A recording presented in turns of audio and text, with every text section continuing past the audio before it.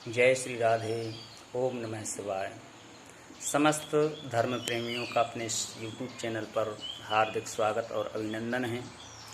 आज हम चर्चा करेंगे भगवान भोलेनाथ के 12 ज्योतिर्लिंगों के बारे में, जो कि भगवान भोलेनाथ के ज्योति का स्वरूप हैं। ज्योति के स्वरूप हैं ज्योतिर्लिंग। ज्योति मतलब प्रकाश। प्रकाश के जो पुंज हैं वहाँ पर अलग अलग रूपों में भगवान शिव ने भक्तों की रक्षा करी है, तब जाकर के इन ज्योतिर्लिंगों की स्थापना हुई है। तो भगवान शिव को प्रणाम करते हुए 12 ज्योतिर्लिंगों के बारे में, 12 ज्योतिर्लिंग कहाँ पर हैं, इनकी महिमा क्या है, इसके बारे में, इस विषय में हम लोग जानकारी प्राप्त करेंगे। अथ 12 ज्योतिर्लिंगानि सौराष्ट्रे सोमनाथं च श्रीशैले मल्लिकार्जुनम् उज्जयिन्यां महाकालम् ओंकारममलेश्वरं परल्यां वैजनाथं च दाकिन्यां भीमशंकरं सेतुवन्दे पुरामेशं नागेशं दारुकावने वाराणस्यां तु विश्वेशं त्र्यम्बकं गौतमी तटे हिमालये तु केदारं घुष्मेशं च शिवालये एतानि ज्योतिर्लिङ्गानि सायं प्रातः पठेन्नरा सप्तजन्मकृतं पापं स्मरणेन विनश्यति। इन 12 दिव्य ज्योतिर्लिंगों का जो प्रातः और सायं नाम स्मरण करता है उसके 7 जन्मों के पाप नष्ट हो जाते हैं। तो आइए, प्रथम ज्योतिर्लिंग जो सोमनाथ के रूप में भगवान शिव विराजमान हैं, वो गुजरात में हैं। चंद्रमा की 27 पत्नी थीं, जिनमें सबसे अधिक प्रेम करते थे चंद्रमा रोहिणी से। दक्ष को जब इस बात का पता चला कि हमारी अन्य पुत्री दुखी हैं, तो चंद्रमा को समझाया, लेकिन चंद्रमा जब नहीं समझे हैं, उनका रोहिणी से प्रेम कम नहीं हुआ और अन्य पत्नियों पर ध्यान देना बंद कर दिया। तो दक्ष ने श्राप दे दिया कि जाओ तुम तेजहीन हो जाओ। 6 रोग का जब श्राप मिला चंद्रमा को, तो सारी दुनिया में अंधेरा हो गया। अब अंधकारमय दुनिया, जीवन का अस्तित्व जब समाप्त होने लगा, समस्त देवता आए हैं संकट की घड़ी में चंद्रमा को समझाने। भगवान नारायण आए और कहा कि आप शिव जी की आराधना करें। भगवान भोलेनाथ के मंत्र का जाप करना प्रारंभ कर दिया चंद्रमा ने। भगवान भोलेनाथ प्रकट हो गए और चंद्रमा से वरदान मांगने को कहा।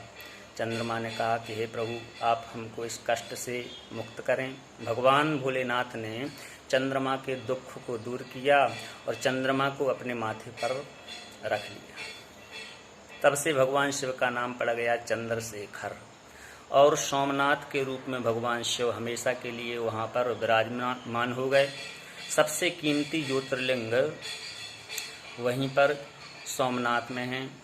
सोमनाथ ज्योतिर्लिंग को 16 बार तोड़ा गया, लेकिन बार बार इसको बनाया भी गया। तो सोमनाथ सबसे कीमती ज्योतिर्लिंग है। दूसरा ज्योतिर्लिंग जो है आंध्र प्रदेश में मल्लिकार्जुन के रूप में भगवान भोलेनाथ विराजमान हैं। एक बार भगवान श्री गणेश जी और कार्तिक दोनों का विवाह होने का जब समय आया, तो किसका विवाह पहले किया जाए, प्रथम पूज्य किसको बनाया जाए, इस बारे में जब चर्चा होने लगी, तो भगवान भोलेनाथ ने कहा कि बिना परीक्षा के हम कैसे निर्णय करें।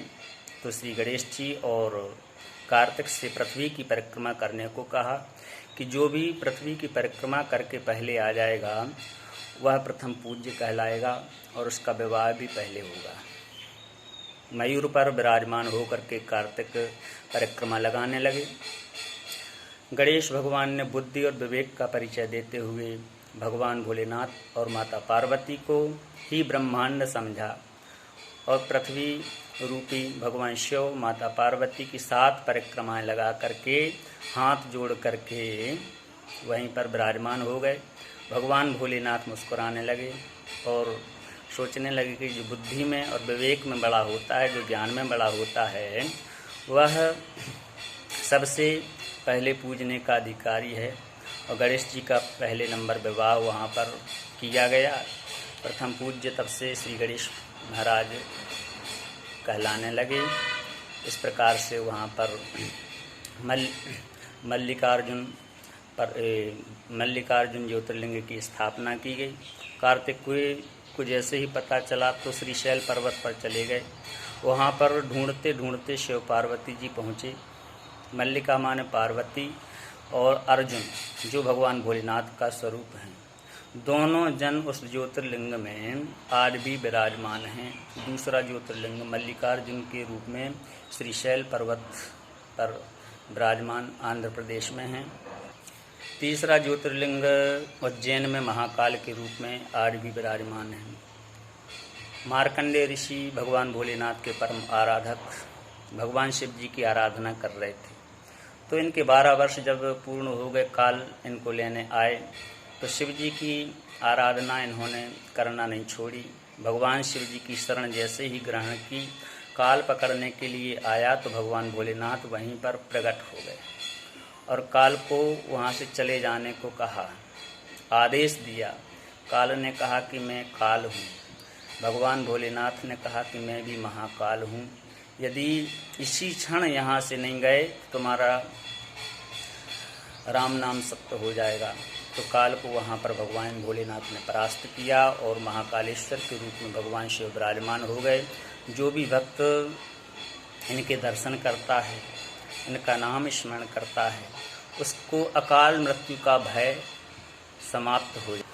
चौथा ज्योतिर्लिंग ओमकारेश्वर के रूप में भगवान शिव विराजमान है, जो मध्य प्रदेश में खंडवा जिले में विराजमान है। भगवान भोलेनाथ भगवान राम के वंशज श्री मानधाता जी ने यहाँ पर भगवान शिव की तपस्या की। शिव जी प्रकट हुए, वरदान मांगने को कहा तो मानधाता जी ने कहा कि आप यहीं पर विराजमान हो जाएं। मानधाता जी ने नर्मदा जी के रुख को ऐसे वहाँ मोड़ दिया कि आकृति ओम के जैसे हो गई। तो वहाँ पर भगवान शिव ओमकारेश्वर के रूप में विराजमान हो गए। जो भी भक्त बिल्वपत्र और नर्मदा जल से शिव जी का अभिषेक करता है, बिल्वपत्र चढ़ाता है, भगवान समस्त पाप नष्ट कर देते हैं भगवान भोलेनाथ। ऐसे ओमकारेश्वर महादेव हैं। परल्याम बैजनाथम च, 5वां ज्योतिर्लिंग बैजनाथ भगवान के रूप में विराजमान है। रावण ने हिमालय पर्वत पर जाकर के घनघोर तपस्या की। भगवान शिव प्रकट हो गए, वरदान मांगने को कहा तो रावण ने शिव जी से कहा कि आप हमारे साथ लंका चलिए। भगवान भोलेनाथ तैयार हो गए और कह दिया कि लेकिन हमारे इस ज्योतिर्लिंग को कहीं रखना नहीं, क्योंकि जहाँ तुम रखोगे वहीं पर विराजमान हो जाएगा। रावण ने शर्त स्वीकार कर ली। देवताओं को बड़ी टेंशन हो गई कि हमारे देवों के देव महादेव इस राक्षस के यहाँ चले जाएंगे तो हमारी रक्षा कौन करेगा। तो भगवान विष्णु की शरण में आए। भगवान श्री विष्णु ग्वाले के रूप में रावण के समीप आए हैं। रावण को जैसे ही लघु शंका लगी तो भगवान भोलेनाथ जो ज्योतिर्लिंग के रूप में थे, इन्होंने अपने हाथ में ले लिए और रावण जैसे ही उस स्थान से हटा, भगवान नारायण ने शिव जी की वहीं पर स्थापना कर दी और वो बैजनाथ के रूप में भगवान शिव विद्यमान हो गए। सभी देवताओं ने पूजन किया। जो भी भक्त बैजनाथ प्रभु का पूजन करते हैं, समस्त रोग नष्ट हो जाते हैं। बैद्यनाथ, बड़े बड़े डॉक्टर जो रोग दूर नहीं कर पाते, वो बैजनाथ भगवान भोलेनाथ करते हैं। और वहीं पर देवघर में बैजनाथ प्रभु विराजमान हो गए। परल्याम बैजनाथम च डाकिन्याम भीमशंकरम, भीमशंकर महादेव महाराष्ट्र में विराजमान हैं। सह्याद्री पर्वत पर रावण का बेटा है भीम। रावण की पत्नी करकटी ने कहा कि बेटा, राम ने तुम्हारे पिता का वध किया। तो पुत्र ने पिता के बदला लेने की मन में ठानी कि हमारे पिताजी को मारने वाले से हम बदला लेंगे। और उसने ब्रह्मा जी की आराधना की और समस्त ऋषियों को परेशान करना प्रारंभ कर दिया। कहने लगा कि हम नामो निशान मिटा देंगे भक्तों का इस दुनिया से। तो भक्तों ने भगवान भोलेनाथ को पुकारा। आशुतोष भगवान शिव वहाँ पर प्रकट हो गए और प्रकट होकर के भीम से घनघोर युद्ध हुआ। शिव के शरीर से पसीने की धार बह निकली और वहाँ पर एक नदी निकल पड़ी जिसका नाम भीमा नदी पड़ा। वह नदी भगवान शिव जी की पुत्री ही हैं। वहाँ पर भगवान भोलेनाथ उसी पर्वत पर भीमशंकर के रूप में विद्यमान हो गए। तो वहाँ पर ज्योतिर्लिंग भीमशंकर के जो भी भक्त दर्शन करते हैं, भगवान शिव अभय प्रदान करते हैं, कोई भी भय नहीं रहता है ऐसे भक्त। वाराणस्याम तु विश्वेशम, इस प्रकार से वाराणस्याम तु विश्वेशम सप्तम ज्योतिर्लिंग बनारस में विराजमान है। वाराणसी में काशी विश्वनाथ मुक्ति की जो नगरी है, वहाँ पर भगवान भोलेनाथ अपने भक्तों को मुक्ति प्रदान करते हैं। काशी में दिव्य ज्योतिर्लिंग प्रकट हुआ। वहाँ पर ब्रह्मा जी ऊपर की ओर गए हैं, शिव के आदेश से विष्णु भगवान नीचे की ओर गए हैं और दिव्य ज्योति का पता नहीं लगा पाए। ब्रह्मा जी ने कहा कि हमको पता चल गया है कि यहाँ इसका अंत कहाँ है। भगवान शिव ने झूठ बोलने के कारण एक सिर ही धड़ से अलग कर दिया और वहाँ पर विश्वनाथ के रूप में विराजमान हो गए।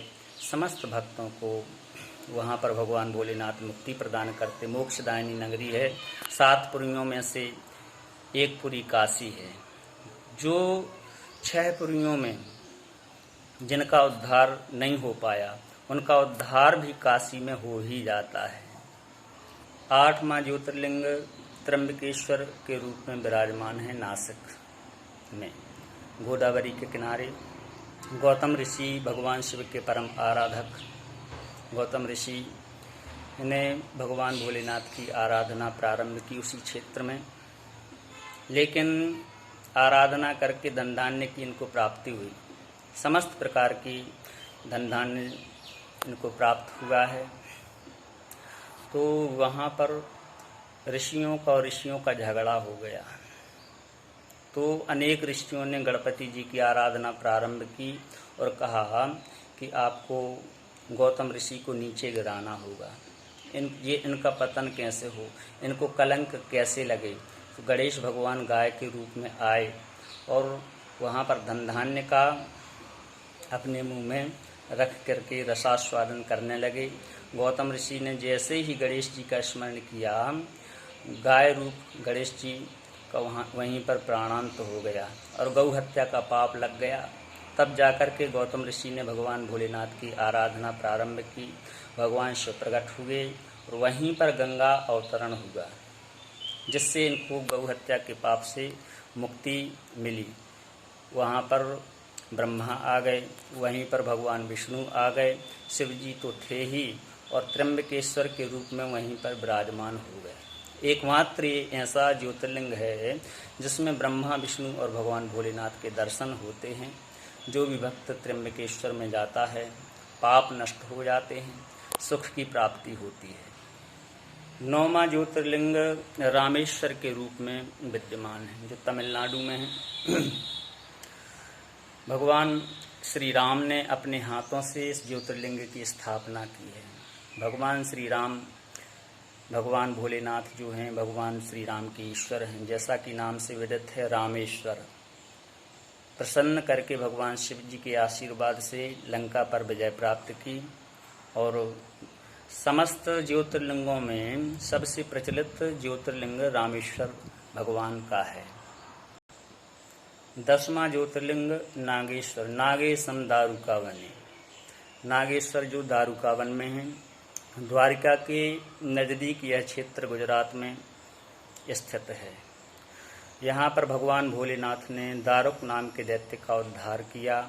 इनका एक भक्त था सुप्रिय भक्त की भगवान भोलेनाथ ने यहाँ पर रक्षा की है।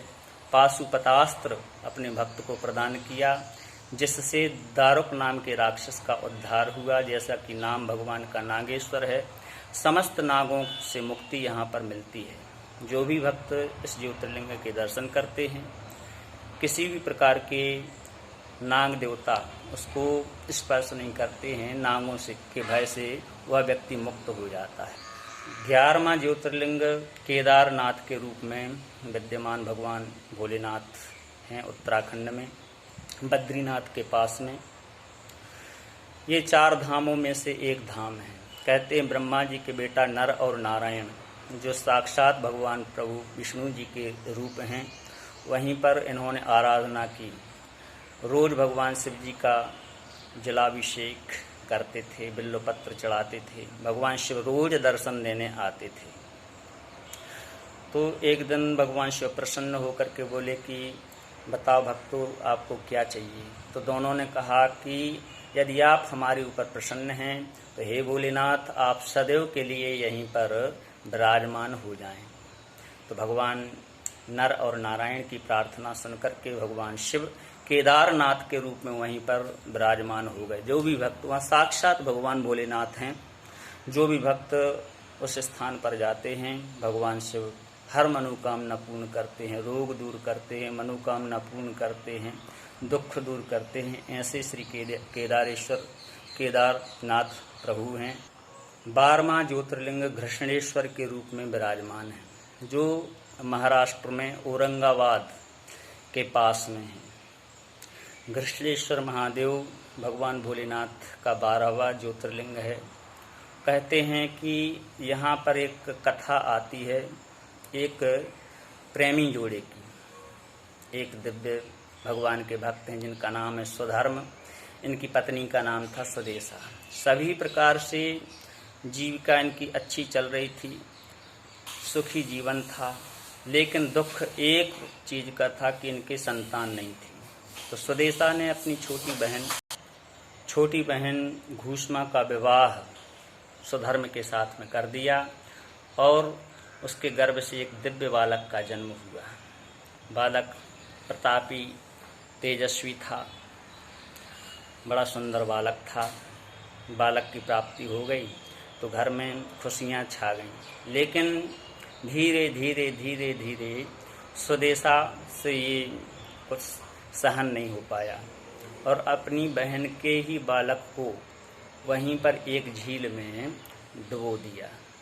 बालक की मृत्यु हो गई। लेकिन अपने कर्म को और अपने धर्म को घूष्मा ने नहीं छोड़ा। भगवान भोलेनाथ के 101 दिव्य ज्योतिर्लिंग बना करके वहीं पर झील में विसर्जन करने के लिए जैसे ही वो गई हैं, भगवान शिव पुत्र को लेकर के झील में से प्रकट हो गए और कृष्णेश्वर महादेव के रूप में विराजमान हो गए। और सुदेशा पर भी भगवान शिव क्रोधित हुए, मारने के लिए दौड़े। तो घूष्मा ने पैर पकड़ लिए कि नहीं, ये हमारी बहन है, आप इसको प्राणदान दें। भगवान भोलेनाथ ने स्वधर्म पर, घूष्मा पर और सुदेशा पर भी कृपा करी। जो भी भक्त इस ज्योतिर्लिंग का दर्शन करते हैं, भगवान शिव संतान प्रदान करते हैं। जिनके यहाँ संतान नहीं होती, संतान देते हैं, सुख प्रदान करते हैं। इस प्रकार से ये दिव्य 12 ज्योतिर्लिंग हैं। इन 12 ज्योतिर्लिंगों का दर्शन जीवन में अवश्य करना चाहिए। जो भी भक्त दर्शन करते हैं उनकी मनोकामना पूर्ण होती है और उनका आध्यात्मिक जीवन भी पूर्ण होता है और अंत में भगवान भोलेनाथ का धाम भी प्राप्त होता है। जय शिव शंकर, जय महादेव, बोलो शंकर भगवान की जय।